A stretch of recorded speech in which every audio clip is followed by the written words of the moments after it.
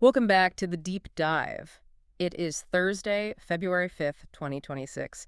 And, usually we look at sources to help understand what just happened, but today's a little different. We are looking forward, trying to prepare you for a pretty significant shift that's happening tomorrow. It's a huge pivot. I mean, if you felt like the last few weeks have been all about grinding, data, structure, just keeping your head down tomorrow, the entire rule book just changes. Yeah, and we're diving into two pieces today, both from Tarot by High C. First, we've got the astrology forecast for tomorrow, February 6th, which details Mercury entering Pisces. And second, a narrative piece, a story called The Shape of Gentle Thought, which is set in this fictional city called Lume. And that's what's so interesting. One is a forecast and the other is basically sci-fi.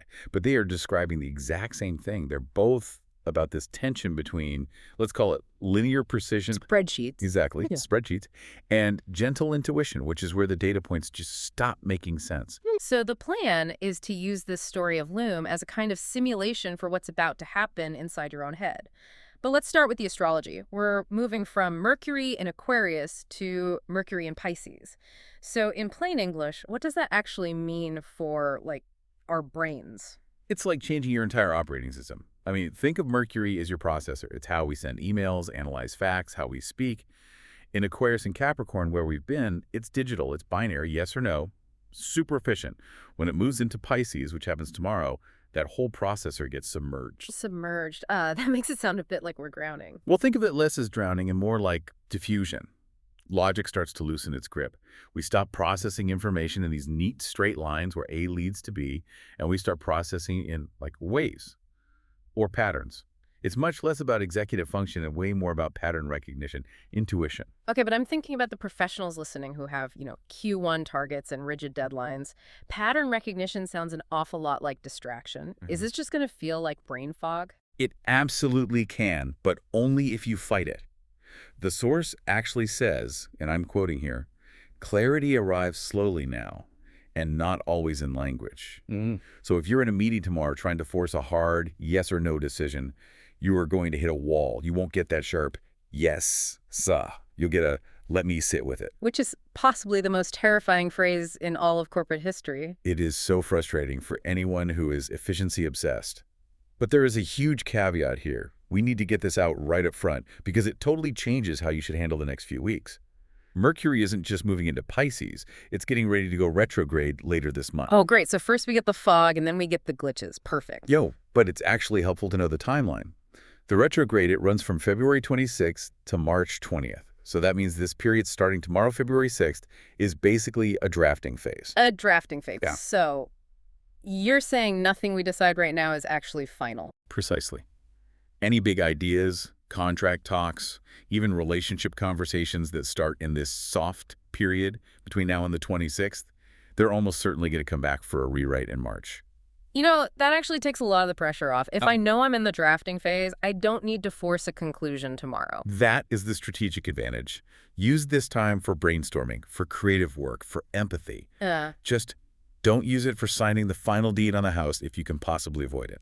Speaking of avoiding things, let's look at tomorrow specifically, February 6th. The weather report for the day has a really specific warning for the morning hours. We have a Libra moon squaring Jupiter. And square, in astrology, it almost always means friction or a turning point. Jupiter is all about expansion, big ideas, big optimism.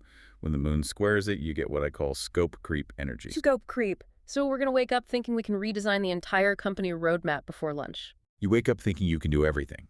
There is this pull toward too much. Too much optimism, overpromising people, taking on 3 new projects just because they found fun in the moment. Okay, so if I have a 9:00 a.m. strategy meeting, the danger isn't that we'll fight. No, the danger is that you'll agree to something impossible. Right. You'll agree to a roadmap that is going to completely crush your team by next week. The advice here is all about calibration. If you feel that surge of, yes, let's do it all, you have to pause and then cut the plan in half. But then the chart shifts in the afternoon, right? It does. By midday, the moon trines the sun. All that friction just dissolves. It becomes flow. Equilibrium is restored. So practically speaking, spend the morning coming up with wild ideas, but promise absolutely nothing. Then spend the afternoon actually doing the real work. That is the winning schedule. And that shift, from friction to flow, It's actually the perfect segue into our second source. Because this story, The Shape of Gentle Thought, it's basically a case study of what happens when a system built for pure efficiency is forced to learn how to feel. Okay, so this story is set in the city of Lume. And Lume is, well, you said it. It's a spreadsheet that came to life. It really is. It's the ultimate optimized society. The whole city is run by something called the chorus grid.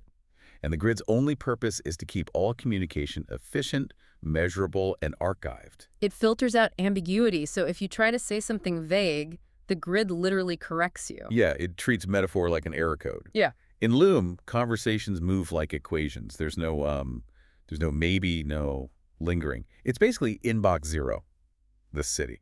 Which brings us to our protagonist, Mara. She's a narrative engineer. I just love that title. It sounds like a real job that probably exists at a few tech companies right now. And her job is literally to stabilize language. If a message is too emotional, too poetic, she edits it down to just the data points. She is the enforcer of clarity. Until the softening begins. The softening. And it starts with these little delays, not errors, just pauses. The grid starts lagging because people are starting to communicate in a different way. And Mara gets a message from her sister, Elia. This is the catalyst, right? The message isn't data. It's, I dreamed of you as light walking through water made of memory. I think we are learning how to listen again. You know, just imagine you are the chorus grid. You're an AI, you're built for binary logic.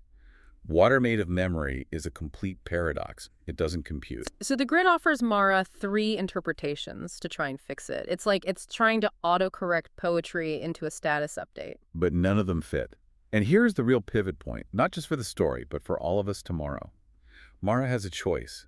She can force the logic, or she can just accept the ambiguity. And she replies, I don't understand, but I feel closer to you than I did yesterday. And the system flags it as inefficient. Of course it does. Because it is inefficient. Connection is inherently inefficient. Empathy takes time. It forces you to sit with things you don't fully understand yet. So the story describes this cognitive diffusion spreading. People stop using language just for navigation, and they start using it for connection. And the grid starts to crash.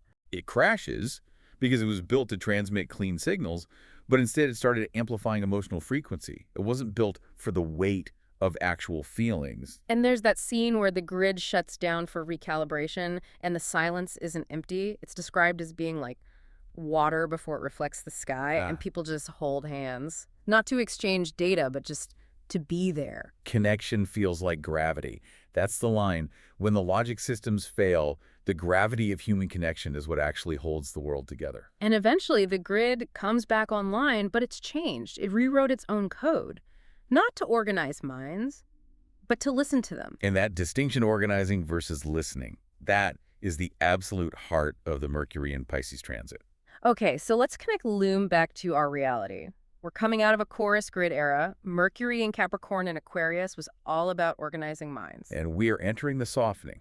The grid, in our own brains, you know, the part of us that wants to categorize everything, judge it, optimize it, is going to start throwing error codes starting tomorrow. And just like Mara, our first instinct is going to be to try and fix it, to force the clarity back. We get so frustrated when a meeting doesn't have a clear agenda. We get annoyed when an email is vague. We act like narrative engineers. But the lesson from the story, then, is that the error is actually an upgrade.